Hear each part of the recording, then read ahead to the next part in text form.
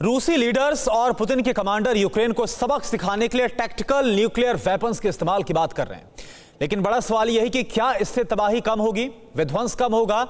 यह बात सही है कि टैक्टिकल परमाणु हथियारों के जरिए सीमित इलाके पर हमला होगा। एक्सपर्ट्स ये बात कह रहे हैं कि न्यूक्लियर हथियार टैक्टिकल हो या फिर स्ट्रेटेजिक हो, छोटे से छोटा परमाणु बम अगर दुनिया के किसी भी कोने पर गिरता है तो जवाब में कई और बम गिराए जाएंगे। यानी कि न्यूक्लियर हथियारों के इस्तेमाल की होड़ शुरू हो जाएगी और जिसका नतीजा बेहद ही खौफनाक होगा। पूरी रिपोर्ट आप देखिए।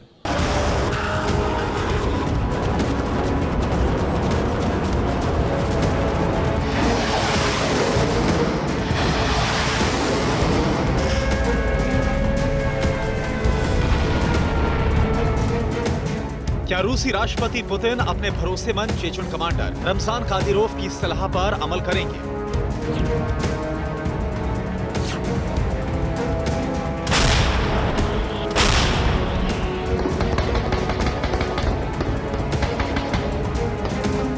क्या लीमन की हार के बाद पुतिन टैक्टिकल परमाणु हथियारों के इस्तेमाल का फैसला लेंगे?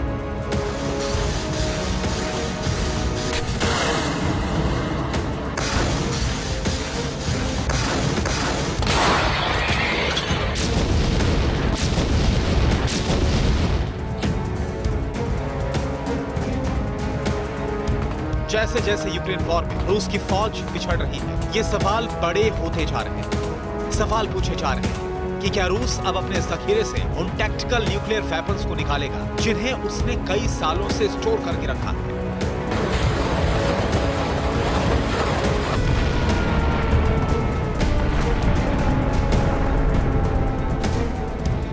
यूक्रेन पर टैक्टिकल न्यूक्लियर वेपन्स से हमले की आशंकाओं के बीच ये समझना भी जरूरी है कि टैक्टिकल परमाणु हथियार क्या है।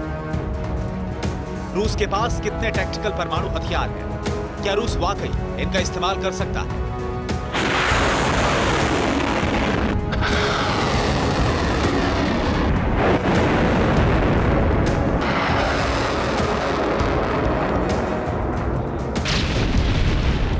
जिन टैक्टिकल परमाणु हथियारों के इस्तेमाल की बात पुतिन, उनके करीबी और टॉप कमांडर्स बार बार कर रहे हैं, उनका इस्तेमाल सीमित हमले के लिए किया जा सकता है। ये हथियार एक खास इलाके में किसी जगह को निशाना बना सकते हैं जिससे सीमित इलाके में ही नुकसान हो। छोटे से छोटा टैक्टिकल परमाणु हथियार 1 किलो या फिर उससे कम वजन का हो सकता है। 1 किलो के टैक्टिकल परमाणु हथियार से हजारों टन के हथियार के बराबर तबाही होती है। सबसे बड़े टैक्टिकल परमाणु हथियार का वजन 100 किलो तक हो सकता है।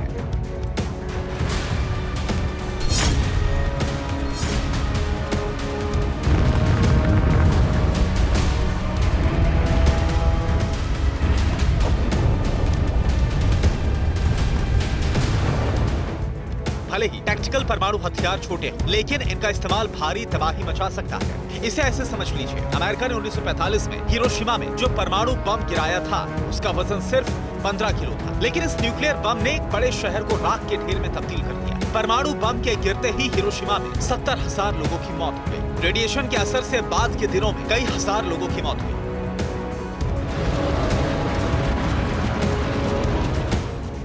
तो क्या टैक्टिकल न्यूक्लियर वेपन्स का इस्तेमाल इतना आसान होगा? Union of concern scientist block के मुताबिक अगर टैक्टिकल परमाणु हथियार का इस्तेमाल हुआ, संघर्ष जल्द ही नियंत्रण से बाहर हो जाएगा। ये गंभीर चेतावनी है। प्रिंसटन यूनिवर्सिटी के सिमुलेशन के मुताबिक अमेरिका और रूस के बीच होने वाले परमाणु युद्ध के बहुत विनाशकारी नतीजे होंगे।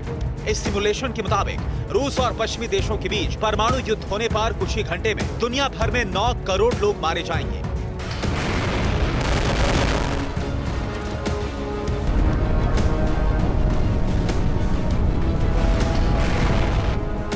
चिंता इस बात की है कि भले ही शुरू में छोटे न्यूक्लियर बम का इस्तेमाल हो, लेकिन आमने सामने के परमाणु युद्ध में कब बड़े हथियारों का इस्तेमाल होने लगेगा कोई नहीं कह सकता।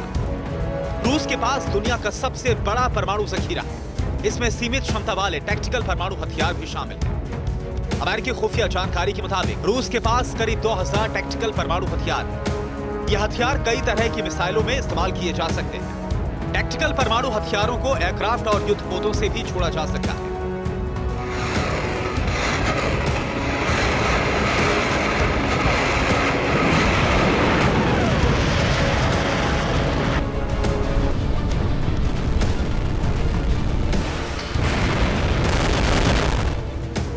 रूस की तरफ से बार बार न्यूक्लियर वेपन्स के इस्तेमाल की धमकियों के बाद यूरोप और वेस्ट की चिंताएं बढ़ गई हैं। क्या रूस परमाणु हथियारों का इस्तेमाल करेगा या कर सकता है? इन सवालों के बीच फॉरेन पॉलिसी एक्सपर्ट और एशिया सोसाइटी पॉलिसी इंस्टीट्यूट में सीनियर फेलो सी राजा मोहन के मुताबिक भले ही रूस की धमकी एक झांसा, लेकिन यूरोपीय देशों की परमाणु सुरक्षा पर इसका जबरदस्त असर होगा। यूक्रेन जैसे नॉन न्यूक्लियर वेपन स्टेट को न्यूक्लियर अटैक की धमकी का असर यूरोप के दूसरे देशों पर दिखेगा। यूरोप और एशिया के देश परमाणु हथियारों की अपनी नीति पर नए सिरे से सोचने पर मजबूर होंगे। यूरोप में चिंता है कि अगर रूस ने परमाणु हथियारों का इस्तेमाल किया तो इसका मुकाबला कैसे होगा। सवाल यह है कि क्या यूरोपीय देश यूक्रेन के मौजूदा हालात से कोई सबक लेने की सोच रहे हैं? क्या यूरोपीय देश अपने परमाणु हथियार बनाने के बारे में सोच सकते हैं? फ्रांस को छोड़कर यूरोपीय संघ के सभी देशों ने परमाणु अप्रसार संधि पर दस्तखत कर रखे हैं। यूरोपियन यूनियन के देश अपनी सुरक्षा के लिए इस वक्त अमेरिका के न्यूक्लियर अम्ब्रेला पर निर्भर हैं। समझौते के तहत अमेरिका ने 5 नेटो देशों बेल्जियम, जर्मनी, इटली, नीदरलैंड और तुर्की के साथ परमाणु हथियार साझा करने की व्यवस्था की थी। एक्सपर्ट कह रहे हैं कि यूरोप के लिए सबसे आसान तरीका होगा फ्रांस के परमाणु जखीरे को पूरे यूरोप की सुरक्षा के लिए इस्तेमाल किया जाए। ऐसी स्थिति में यूरोप के देश परमाणु हथियार बनाने की नई होड़ में शामिल हो सकते हैं।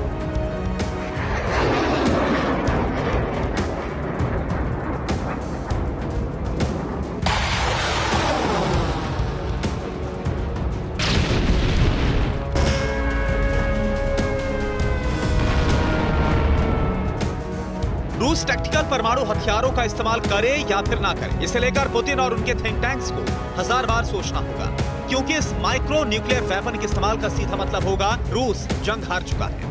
रूस के टैक्टिकल न्यूक्लियर वेपन से यूरोप में तबाही मचेगी, लेकिन ये पुतिन और रूस के लिए भी सुसाइडल होगा, क्योंकि एक परमाणु बम गिरने के बाद कितने और न्यूक्लियर हथियार चलाए जाएंगे शायद ही कोई बता सकता है।